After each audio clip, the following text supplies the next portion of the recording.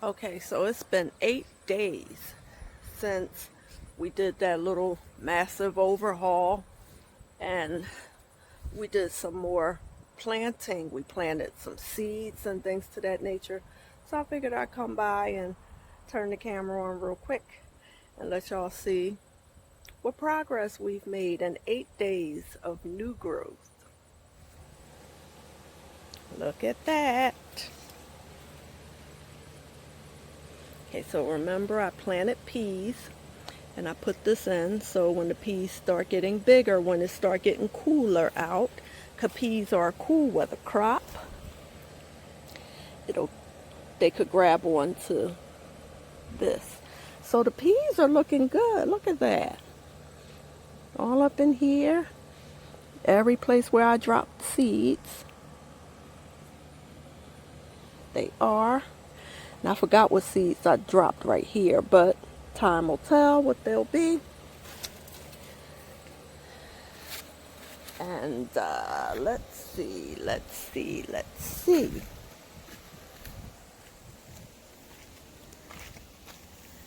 Here's where we did some planting, remember?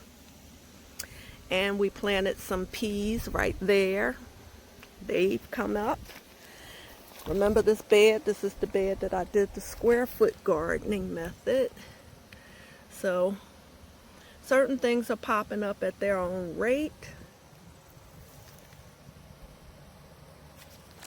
And all of these are winter crops. I'm trying to hold out for this area. I forget what I planted right here, but everything is pretty packed and closely densed. Planted right there. And look at our nitrogen bed. Remember we cleaned out all the old collard greens, popped them off. And look, it's already growing new collard green heads.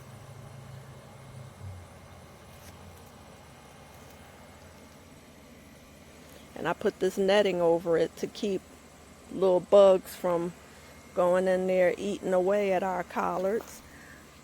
Look, everything's beginning to pop up that we planted.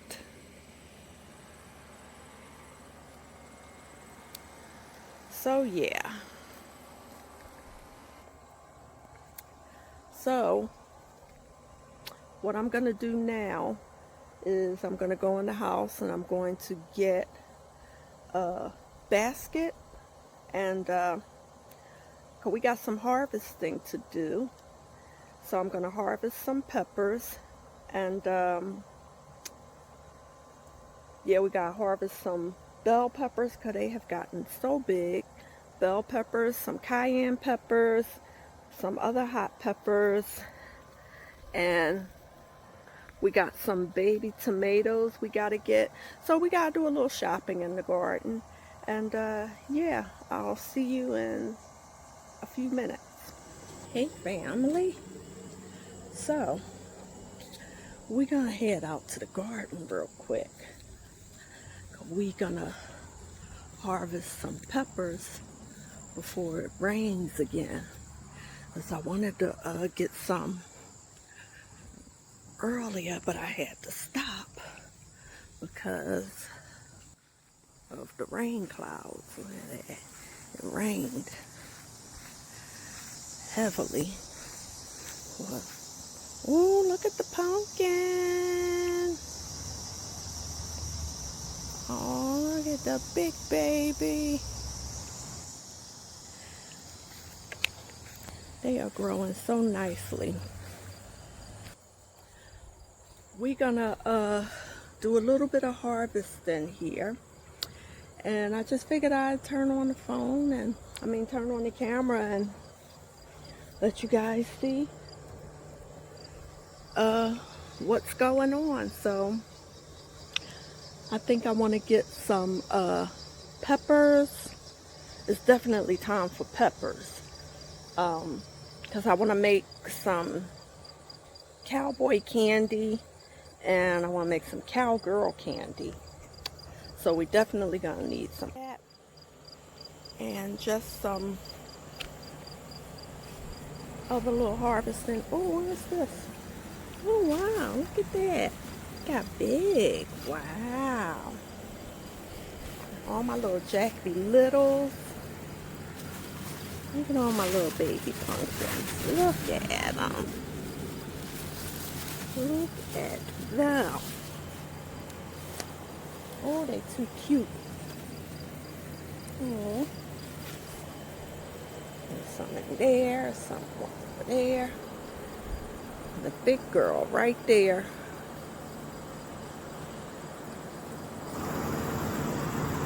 Let's just go around there and look at her real quick. I know this is off topic.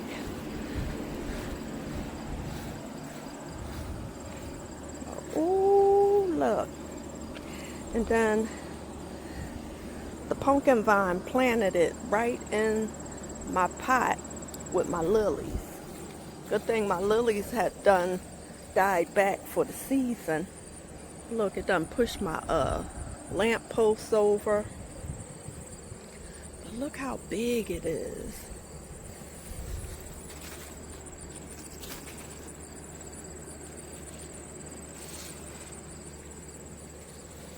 Yep.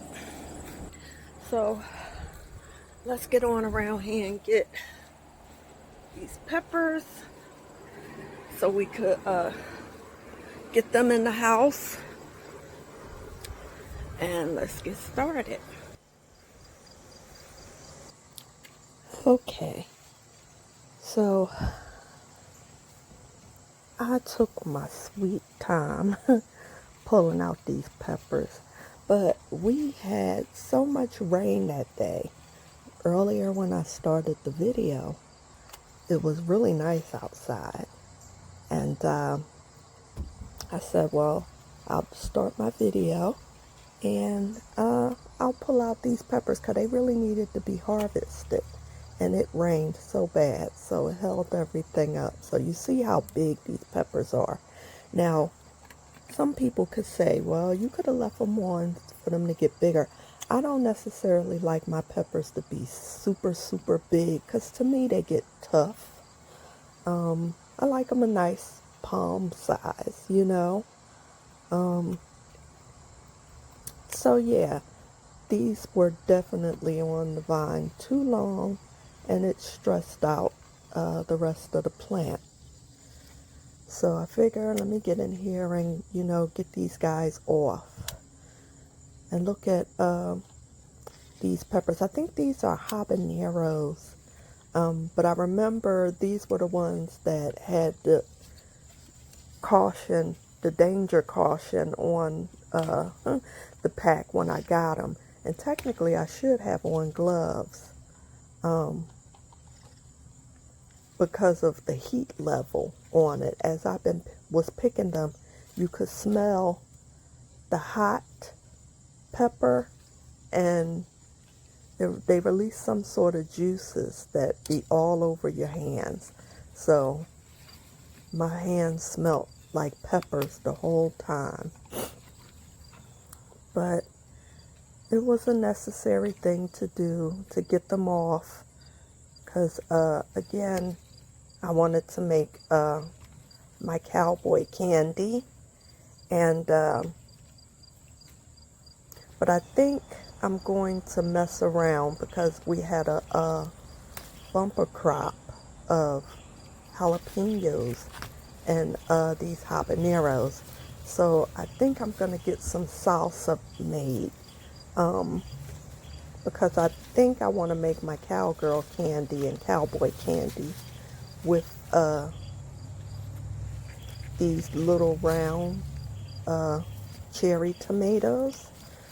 And yeah, so I think that's what's going to happen. I think that's why I changed my mind. Instead of making the cowgirl and cowboy candy, I decided to make some salsa, because I had a influx of tomatoes, and they were super ripe, and I had to get something done with those immediately, because I hate to go through all the hard work during the growing season with fertilizing and things to that nature, and only to get to pick them and don't have nothing to do with them and lose them because they go bad. So yeah, so I figure I'll do the salsa. But these right here, these are what's called lunchbox peppers. So they don't get no bigger than what they are. Um, they may get a little bit bigger, but I remember definitely when I purchased them on the picture of them on the pack, they were really small peppers. So, Okay, so I'm going to pick a couple more peppers, the ones that are ready to go, and I'm going to hurry and get from out here because I came out here, it's after 5 o'clock, and the mosquitoes is vicious. And I forgot to put on some mosquito repellent, so they tearing me up. So, saying all that to say this, I'll meet y'all back in the house after I pick these peppers, okay? yeah, I don't know what I was thinking. I was out there and those mosquitoes was eating me alive. But so this is the little harvest because like I said, I had to hurry and get what I could get and get from out there. Um, so yeah, so this was what was ready to come off of the vines today. And I'm not mad because look at this. I still have yet to do anything with all of this stuff. And I have stuff under there. I have some tomatoes and cucumbers underneath in that basket that I need to do something with. And I have a stack of tomatoes that there's some peppers that I freeze dried. Yeah, so I have look at my freezer. I still have a lot of peppers and in the freezer. I have like 2 bags of tomatoes in the my deep freezer, so I'm running out of freezer space. Is I'm just backed up with everything. Um, so I have to get something done with these tomatoes that's in the freezer. Next year, I know I'm not gonna go put all this stuff in the freezer. So here's my preserving book, and here's all of the tomatoes that I was telling you about, and the herbs that I need to do something with today. Even though I wanted to do my cowboy candy, these tomatoes are overripe, so I need to get them done. These guys could wait another week or two. Um, and I could use these guys for the cowgirl and cowboy candy, but these tomatoes right here, they're not going to wait another week because they're overripe now. So I figure I'll just make some salsa, a quick batch of salsa. And see, I have tomatoes underneath there that's still ripening. Um, so yeah, so I just have to pace myself during this preservation season. I'm going to cut these guys up, squash up, and put them in the freezer because I don't think they'll pressure can really well. They'll probably get real mushy. But yeah, so we're going to let our tomatoes, the green tomatoes, go ahead on and ripen because you know tomatoes ripen from the inside out. So we're going to go ahead on and let them ripen. And with these really red girls, we're going to get something done with them. My cat is so demanding. He is. He always start bothering me when he see me busy doing something. So I'm going to just pick out and separate the little cherry tomatoes because I don't like to leave them in the basket with a whole lot of heavy items like you see the squash and the peppers because they may, yeah, see, they may squeeze them and bust them open. So yeah, these are all our ripened tomatoes, and I have everything set up. So right here, I'm just going to cut the tops of the tomatoes off, and any parts that isn't, is overripe, with any blemishes on it. So I just slice the top part off, and see, like right there, you got a little blemish, but that's okay. We're just gonna cut it off, and I have my little trash container on the side, and then I'll just score a X on the bottom, and I'm gonna roast these tomatoes in the oven, cause we're gonna make salsa with these real quick. So I'm gonna do another one to let you guys see how I take the tops off. See, easy peasy. And then I just turn them over and score a X on the bottom and put them in the pan, and we're going to keep it moving because a lot of these guys have to get done really soon because they're so soft and ripe.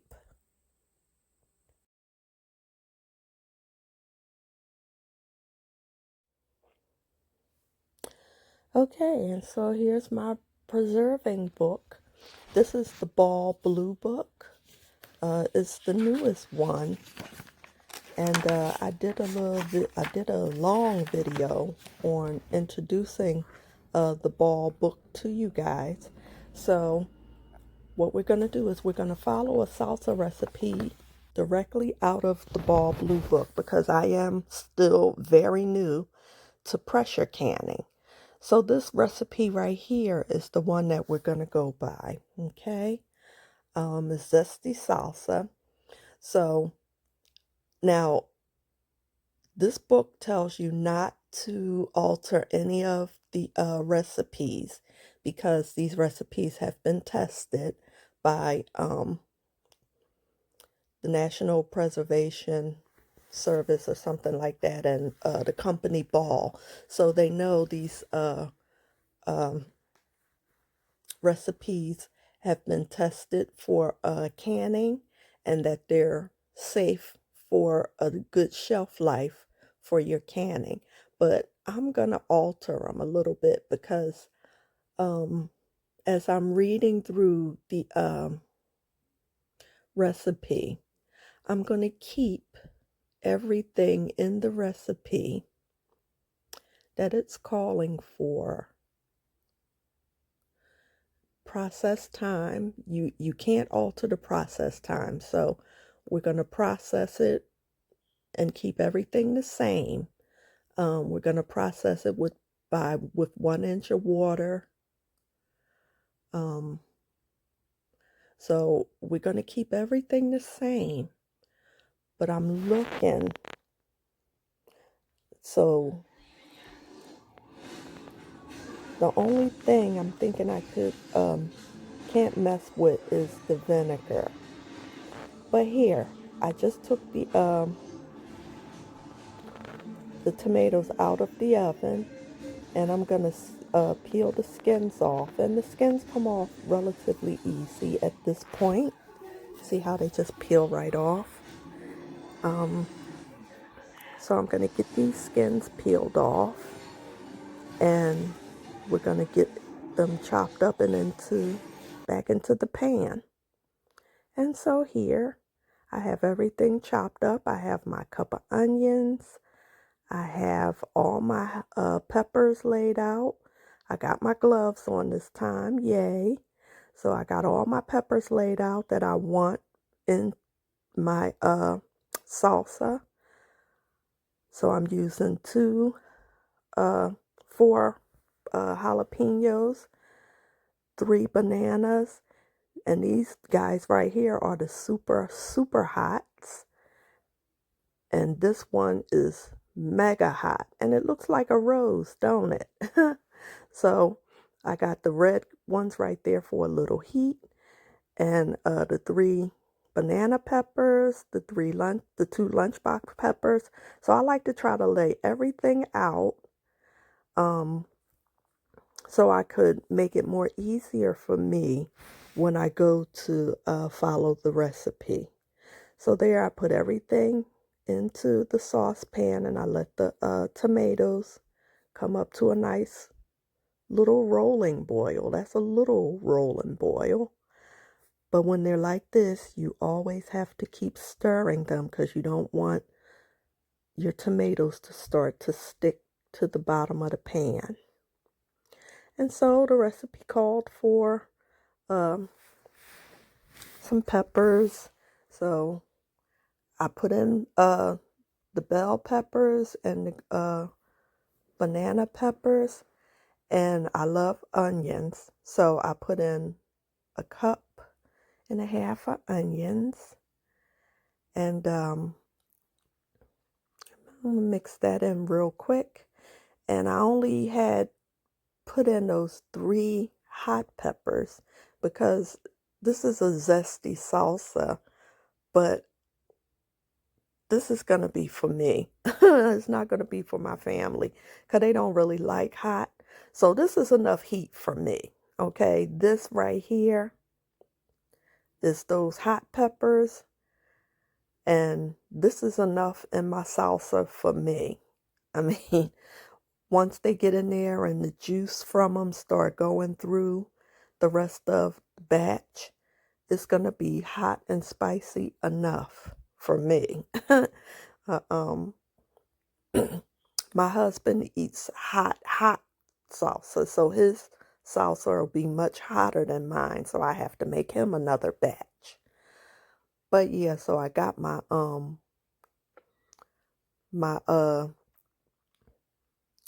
canner back there with the water in it already. So I'm just going to work on this salsa.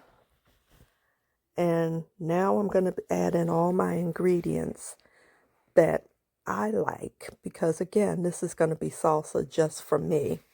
Cause my husband, his salsa, I got to make his a little bit more hotter than mine. And those jars of salsa will be for him.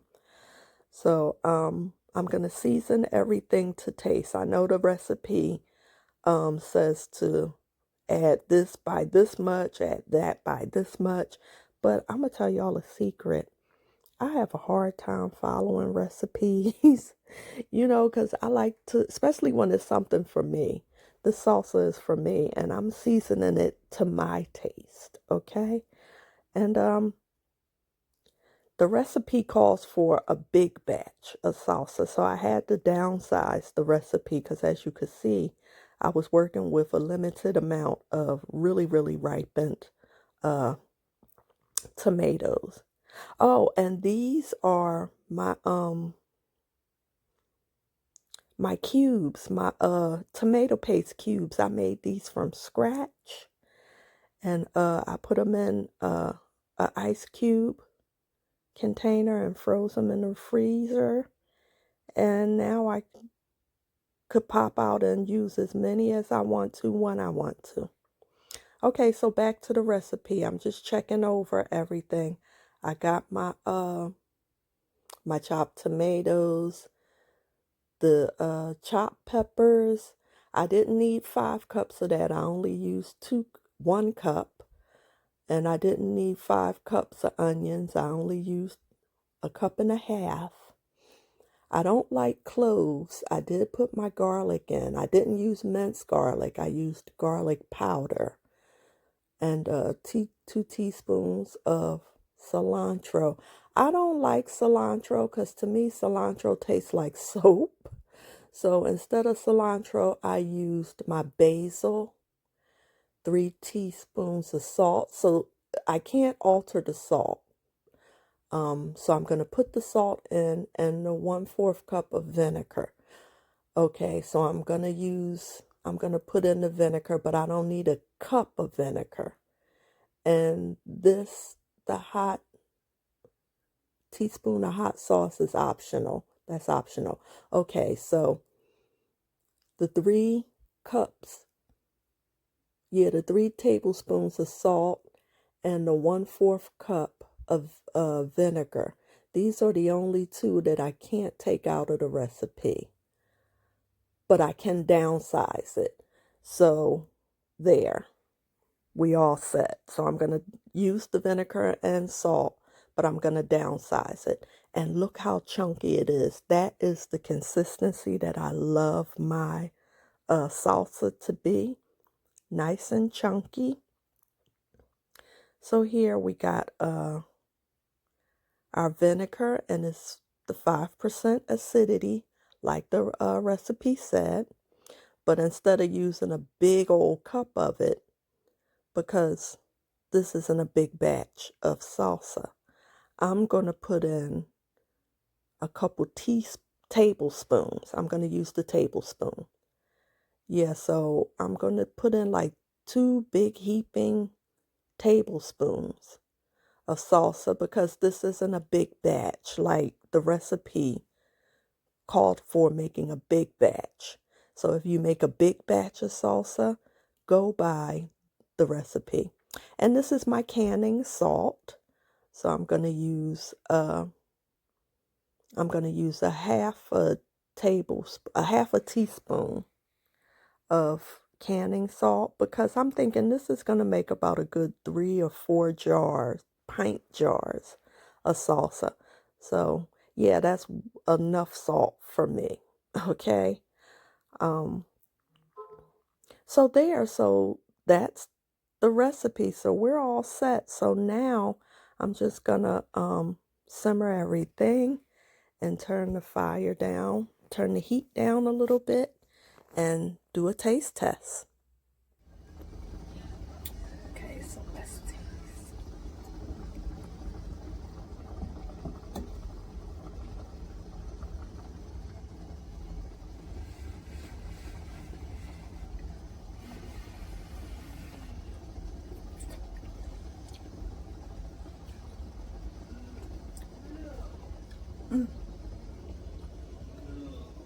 This is so good. It's hot. Once you get over that initial shock of the heat, it's good.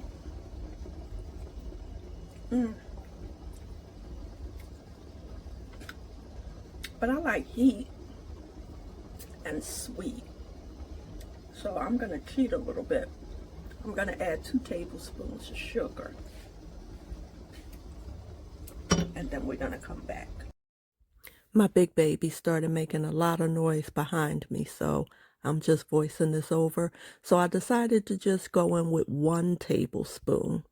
And that was what it needed. When I tell you it tastes superb, oh my goodness, I could imagine when I could put this on some pizza. I could put this on tacos. Oh my goodness, it was so good. Once I did my little taste test, you got that burst of heat and sweet. I could just imagine when I put it on tacos, or just with my dip on Super Bowl weekend. I could break this out, put it on pizza. The ideas for this is just endless. So we're going to keep going, and we're going to get this all canned up and preserved properly so we could have it for Super Bowl weekend. Oh my goodness, the salsa was so good. And my big baby was in the background making all kinds of noise. I tell you guys, I'm an autism mom, and my big baby, he is 19, and he's on the spectrum. So you'll hear him in the background. So here, I got everything. I line everything up because, like I said, I'm very new to canning. So I like to have out everything that I need in front of me to put a really good product on the shelves and make it shelf stable. So I'm going to use the big spoon to scoop up everything because you see it's really chunky. It's a really good texture. Oh my goodness, it was so good. I could just eat it the way how it was with a spoon. I could just eat it, but I'm thinking I could put this on top of pizza and salsa. And so the recipe calls for 1/2 inch headspace in your container when you're canning. So that means you have to leave a 1/2 inch of space from the top of the rim to your product that you're putting into the jar. So yep, I ran my spacer around and I could see if I needed, I could put a little bit more in. And got to remember to debubble. And tomatoes are on the border line of acidity. So you have to always be careful when you're canning tomatoes with the pH and stuff like that. So what you didn't see was just so you know, I could be safe, and if anybody eats this other than me, my family could be safe. I put in some citric acid to help preserve it and, you know, keep away botulism because you don't want to put anything in preservation on your shelf or in your pantry and it's not properly done correctly because then you risk getting botulism and that's not good. That's a very, very terrible food poisoning that's, you know, prevalent in the canning community. But if you just follow the steps to pressure canning and things to that nature, you won't have any problem. Like, you know I did my research for months on botulism and, you know, canning and preserving, because that's one thing I wanted to do this year was, you know, preserve uh, a lot of things that came out of my garden. And I had to get over the fear of, you know, what if I, you know, make something that's not shelf stable and my family eats it and I eat it and we all get sick, terrible, and things to that nature. But I had to, I was fearful, but I got over the fear because once I realized if you just, you know, follow instructions, especially with this part, with you guys just make sure all the bubbles are out and you leave the proper amount of head space between the top part of the jar and your product, whatever it is you're filling into the jar. And you make sure you clean the jar at the rim to make sure when you put it in the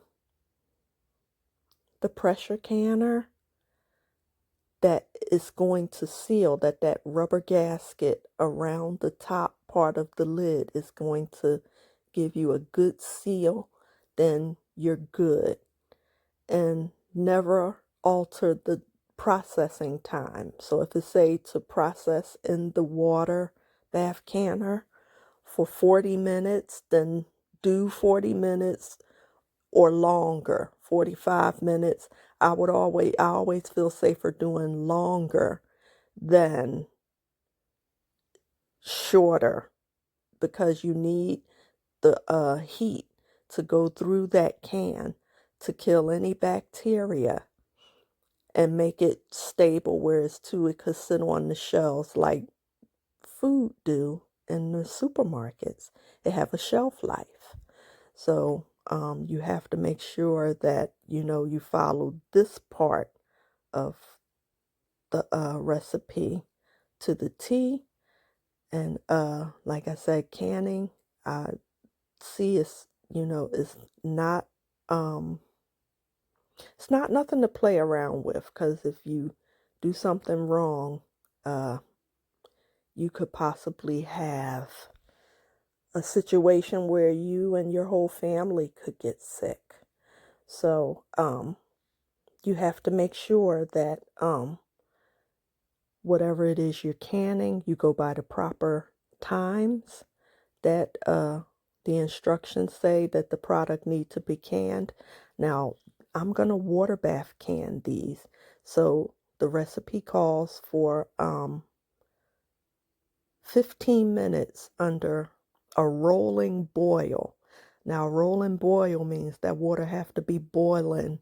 It have to go above at least 212 degrees for it to do a proper seal, and to, you know, get the heat all the way through into the middle of that can.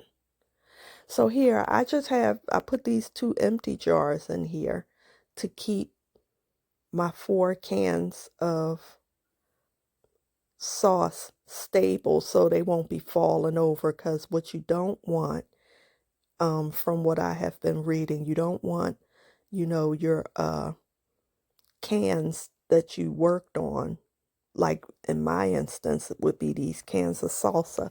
I don't want them to tip over and be rolling around inside of this big pot of boiling water, because the jars could crack.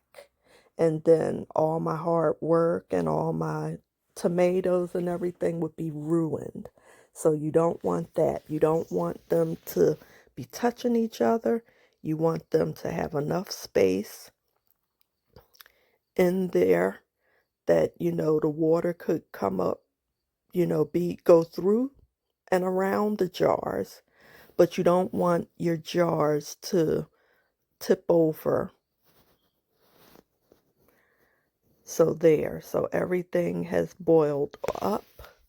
I did 20 minutes because, like I said, I do longer processing than what the recipe says, because I just want to make sure that the heat was distributed all the way through. And this is some barbecue sauce that I made from tomatoes and peppers and things out of the garden. So everything boiled over really well, and my 20 minutes is up. This is what's left. I'm going to just put this in a little jar and enjoy it in the refrigerator. And yeah, here's a clip of what it looked like when it was boiling. Now, I wanted to show you guys this because you always have to make sure you follow this part too. You have to make sure that you have at least 1 inch of water in head space and in over your jars when they're boiling.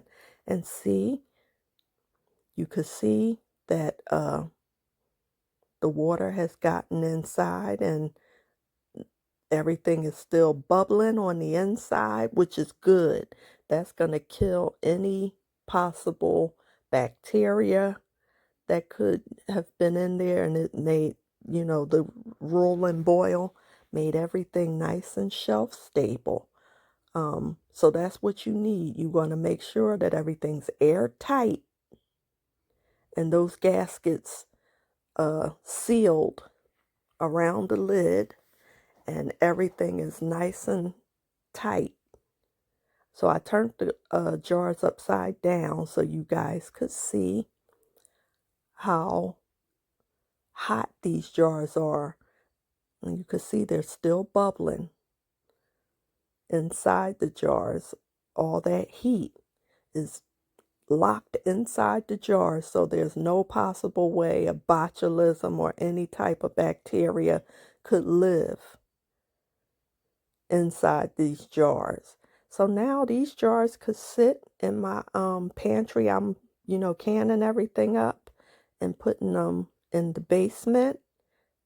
And I'm starting a nice preservation food pantry in my basement with all my canning goods. And here is the next day because the recipe say let everything sit for 24 hours before you remove the bands. Now you have to remove the bands because you got to make sure that that gasket sealed around. And this part makes everybody cringe, but you have to test it like this to make sure you got a proper seal. And yeah, so now it's airtight. It was plenty of heat in there. And this was some leftover hot sauce that I did. Barbecue sauce that I did. And I'm removing the lid off of that, the ring, and to make sure that it made a good seal. And if you guys want to see how I made my barbecue sauce with tomatoes and everything out of my garden, let me know down in the comments and I'll give you my recipe. But yeah, so everything's good. So I'm going to get everything washed up and get everything on the shelves. So there. Nice custom made salsa to my taste. And I used everything out of my garden. God is good.